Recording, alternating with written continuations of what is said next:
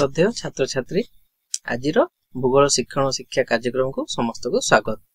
आज आम षष्ठ श्रेणी भूगोल पाठ्यपुस्तक मानचित्र अध्ययन उपरे विशेष आलोचना करिबा। आज शिक्षादान पर छात्र छात्री माने प्रत्येक मानचित्र रे मानर मौलिक वैशिष्ट्य कहिबे। पिला माने जानिचो प्रत्येक मानचित्रर किछि मौलिक वैशिष्ट्य थाए, अर्थात किछि समान गुण प्रत्येक मानचित्र रे थाए। तुम माने कहि परिबो कि सेगुडी को कोन कोन होई पारे? हां पिला माने तमे ठीक कहिचो। सेगुडी को हला दूरता, दिक्क, संकेत। এই তিনটি মৌলিক বৈশিষ্ট্য আধারে সমস্ত মানচিত্র প্রস্তুত করা যাই থাকে। আজি আমি এঠারে কেবল দূরতা বিষয়ে আলোচনা করিবা।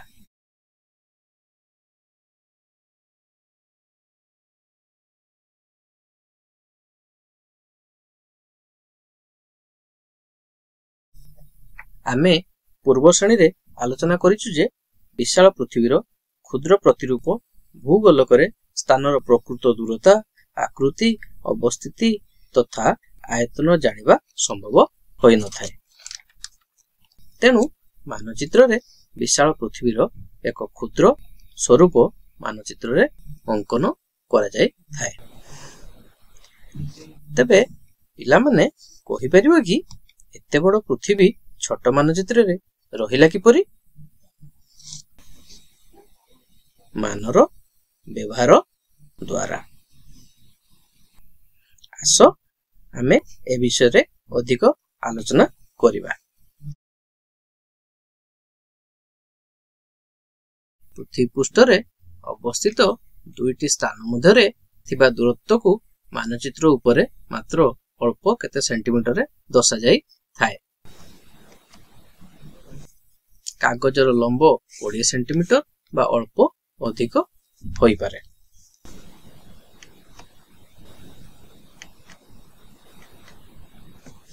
मान एवं दूरता। मानचित्र उपरे बड़ पृथ्वी को छोट कागज रे दर्शाइबा पई मान व्यवहृत हुए। आस अभ्यास करिबा। पिला माने तमन का पई गोटे प्रश्न।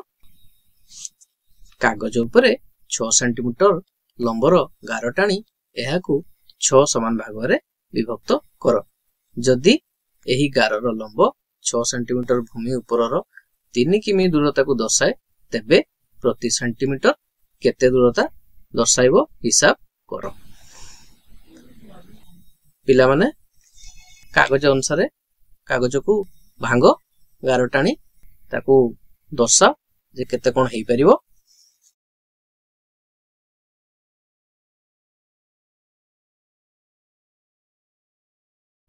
आस यार उत्तर जानिबा।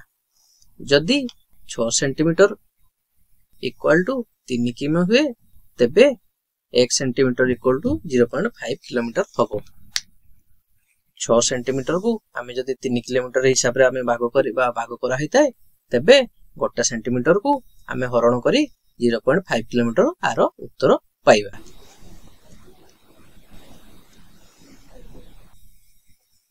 पिला माने तमन का पई आउ गोटे प्रश्न।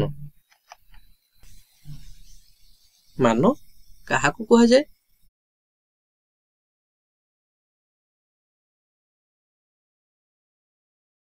उत्तर हला पृथ्वी पृष्ठर दुईटी स्थानर प्रकृत दूरता एवं मानचित्र उपरे थिबा स्थान दुईटीर दूरतार अनुपात को मान कहा जाए।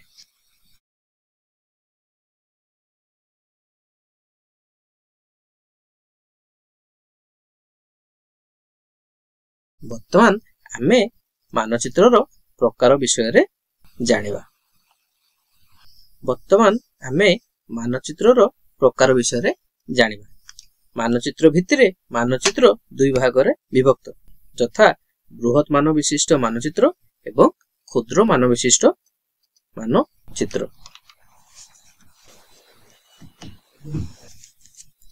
ବୃହତ ମାନ ବିଶିଷ୍ଟ ମାନଚିତ୍ର ଛୋଟ ଅଞ୍ଚଳ ଦର୍ଶାଇଥାଏ।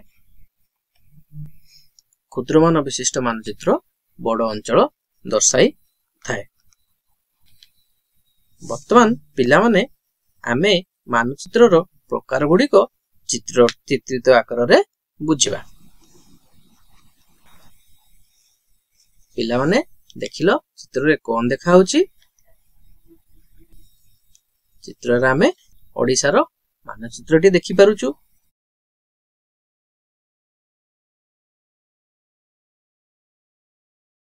এই ମାନଚିତ୍ରର ନାମ ହେଉଛି ବୃହତ ମାନ ବିଶିଷ୍ଟ ମାନଚିତ୍ର। ବୃହତ ମାନ ବିଶିଷ୍ଟ ମାନଚିତ୍ରରେ ଛୋଟ ଅଞ୍ଚଳ ଯଥା ସହର, ଗ୍ରାମ ଆଦି ଏଥିରେ ବିଭିନ୍ନ ସ୍ଥାନର ସବିଶେଷ ବିବରଣୀ ମିଳିଥାଏ। ବୃହତ ମାନ ବିଶିଷ୍ଟ ମାନଚିତ୍ରରେ ଛୋଟ ଅଞ୍ଚଳ ଯଥା ସହର, ନଗର, ଗ୍ରାମ ଆଦି ଦର୍ଶାଯାଇଥାଏ। ଏଥିରେ ବିଭିନ୍ନ ସ୍ଥାନର ସବିଶେଷ ବିବରଣୀ ମିଳିଥାଏ। ସେହିପରି ପିଲାମାନେ ଏଥିରେ କଣ ଦେଖୁଛ? ଏଠି ଆମେ ଗୋଟେ ମାନଚିତ୍ର ଦେଖିପାରୁଛୁ, ଯାହାର ନାଁ ହେଲା କ୍ଷୁଦ୍ର ମାନ ବିଶିଷ୍ଟ ମାନଚିତ୍ର। କ୍ଷୁଦ୍ର ମାନ ବିଶିଷ୍ଟ ମାନଚିତ୍ରରେ ପୃଥିବୀ ମହାଦେଶ, ମହାସାଗର ତଥା ବିଭିନ୍ନ ଦେଶର ମାନଚିତ୍ରକୁ ପ୍ରକାଶ କରାଯାଇଥାଏ। ଛୋଟ କାଗଜରେ ବଡ଼ ଅଞ୍ଚଳକୁ ଦର୍ଶାଯାଇଥିବାରୁ ଏଥିରୁ ସବିଶେଷ ବିବରଣୀ ମିଳିନଥାଏ।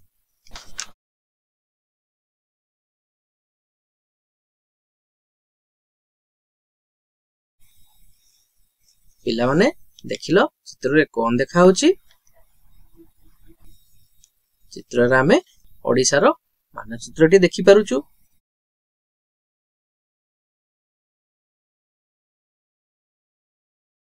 এই ମାନଚିତ୍ରର ନାମ ହେଉଛି ବୃହତ ମାନ ବିଶିଷ୍ଟ ମାନଚିତ୍ର। ବୃହତ ମାନ ବିଶିଷ୍ଟ ମାନଚିତ୍ରରେ ଛୋଟ ଅଞ୍ଚଳ ଯଥା ସହର, ଗ୍ରାମ ଆଦି ଏଥିରେ ବିଭିନ୍ନ ସ୍ଥାନର ସବିଶେଷ ବିବରଣୀ ମିଳିଥାଏ। ବୃହତ ମାନ ବିଶିଷ୍ଟ ମାନଚିତ୍ରରେ ଛୋଟ ଅଞ୍ଚଳ ଯଥା ସହର, ନଗର, ଗ୍ରାମ ଆଦି ଦର୍ଶାଯାଇଥାଏ। ଏଥିରେ ବିଭିନ୍ନ ସ୍ଥାନର ସବିଶେଷ ବିବରଣୀ ମିଳିଥାଏ। ସେହିପରି ପିଲାମାନେ ଏଥିରେ କଣ ଦେଖୁଛ? ଏଠି ଆମେ ଗୋଟେ ମାନଚିତ୍ର ଦେଖିପାରୁଛୁ, ଯାହାର ନାଁ ହେଲା କ୍ଷୁଦ୍ର ମାନ ବିଶିଷ୍ଟ ମାନଚିତ୍ର। କ୍ଷୁଦ୍ର ମାନ ବିଶିଷ୍ଟ ମାନଚିତ୍ରରେ ପୃଥିବୀ ମହାଦେଶ, ମହାସାଗର ତଥା ବିଭିନ୍ନ ଦେଶର ମାନଚିତ୍ରକୁ ପ୍ରକାଶ କରାଯାଇଥାଏ। ଛୋଟ କାଗଜରେ ବଡ଼ ଅଞ୍ଚଳକୁ ଦର୍ଶାଯାଇଥିବାରୁ ଏଥିରୁ ସବିଶେଷ ବିବରଣୀ ମିଳିନଥାଏ।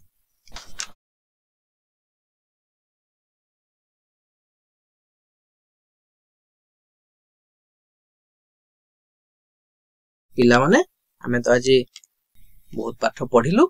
ସେଥି ଭିତରେ ଆମେ କଣ କଣ ଆଲୋଚନା କଲୁ? ଆମେ ଦୂରତା ବିଷୟରେ ଆଲୋଚନା କଲୁ, ମାନ ବିଷୟରେ ଆଲୋଚନା କଲୁ, ବୃହତ ମାନ ବିଶିଷ୍ଟ ମାନଚିତ୍ର ବିଷୟରେ ଆଲୋଚନା କଲୁ, କ୍ଷୁଦ୍ର ମାନ ବିଶିଷ୍ଟ ମାନଚିତ୍ର ଆଲୋଚନା କଲୁ। ତେବେ ପିଲାମାନେ ତମମାନଙ୍କ ପାଇଁ ଏବେ ଗୋଟେ ଗୃହ କାର୍ଯ୍ୟ ଅଛି, ଯୋଉଟା ତମମାନେ ଖାତାରେ ଲେଖିପାର। ମାନ କହିଲେ କଣ ବୁଝ ଲେଖ।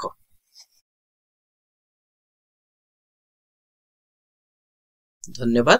ପ୍ରକୃତି ଆମ ପାଇଁ ଗୁରୁତ୍ୱପୂର୍ଣ୍ଣ, ଏହାର ସୁରକ୍ଷା କରିବା ଆମର ଦାୟିତ୍ୱ ଅଟେ।